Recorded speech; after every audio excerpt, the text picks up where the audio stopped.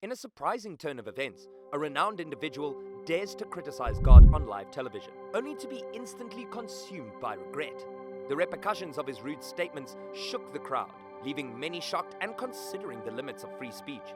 So, join us as we witness the force of divine vengeance unfold as this individual faces the repercussions of their conduct, reminding us all of the necessity of regard and respect in a world where religion is valued. Christianity, being a major religion in many Western countries, is frequently used as a suitable subject for criticism and mockery in today's society. Because of its vast presence and effect, it is more open to inspection and commentary. As a result, Christian doctrines, practices, and individuals are routinely mocked and criticized. Christianity's familiarity and popularity in Western society contribute to the idea that it is an appropriate target for questioning conventional beliefs or expressing alternative perspectives. Religions that are less commonly recognized or practiced, on the other hand, are perceived as more exotic or mysterious.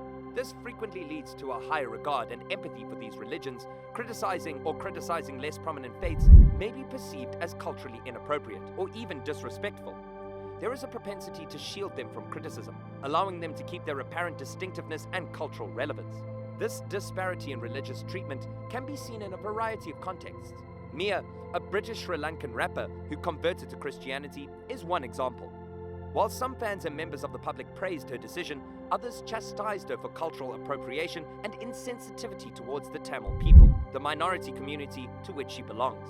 This critique derives from the assumption that her conversion to Christianity constituted a betrayal of her Tamil ancestry, demonstrating how Christianity is frequently scrutinized in contrast to other religions.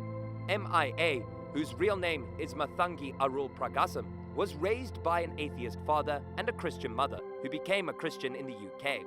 For most of her life, MIA, whose real name is Mathangi Arul Pragasam, wasn't interested in Christianity, she told relevantly. But after a vision in 2016, she quickly changed her mind. It wasn't a dream, and it wasn't a hallucination, she says. I couldn't believe what was going on. I really couldn't believe it, and I didn't think Jesus existed. I always thought he was made up, or maybe he wasn't made up at all, but I thought the story was silly. She says that she is still learning how to understand the concept of Tamil within Christianity. Has been an interesting thing that's taken me 5 years to process. Understanding the concept of Tamil within Christianity has been an interesting thing that's taken me 5 years to process, she tells Relevant. The artist, who is also a filmmaker and a designer, is known for her social activities, including her work to bring attention to the current refugee crisis. When she was 11, her family had to leave Sri Lanka, which is what inspired her most popular song, Paper Planes. Now that I'm a Christian, I want things to be more clear and simple, she says, referring to her most recent record, Mata 2022. She says, the more I learn about how complicated the world is, the simpler I find things to be. Christianity is also very simple, which is funny. She adds, I'm not going to become a pastor or preacher because I want to keep making work. But MIA doesn't hide her story, even though many people have said she shouldn't talk about her new faith. When I was in trouble, Shiva was not the God who came to me. She says, it was Jesus. I have to say that because it's the truth. Another noteworthy example is the controversy over the Netflix program, The First Temptation of Christ. The film showed a homosexual version of Jesus Christ, as well as other biblical figures in unusual ways. When a show or movie is about religion, disputes are always right around the corner. With its new special, The First Temptation of Christ, Netflix is now at the heart of a similar fight. Porta dos Fundos, a comedy group well known for its videos on YouTube, helped make the new special, which seems to show Jesus Christ as gay. This has upset users who have asked for it to be taken off the streaming site. It got so bad that more than 2 million people signed a petition to ban the Netflix show. Then, people started canceling their Netflix memberships, which made the phrase #CancelNetflix popular on Twitter, according to comicbook.com. The First Temptation of Christ starts when Jesus comes back from his 40 days in the desert to a surprise birthday party from his parents, Mary and Joseph. Things change when they find out that Jesus has been with a young man named Orlando, whose actions make it clear that he is gay.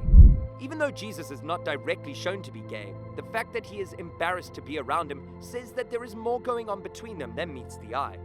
The anger against Porta dos Fundos has gotten so bad that a Molotov cocktail was thrown at the comedy group's head office in Brazil. This is not the first time that they have made fun of Jesus. In 2018, they put out a show called The Last Hungover, which was a parody of The Last Supper. in which Jesus and his disciples did drugs and slept with prostitutes. Many Christians saw this portrayal as heretical and irreverent, as it called into question Jesus' holiness as God's Son. Despite the film's severe criticism and outrage, it remained accessible for streaming without interruption.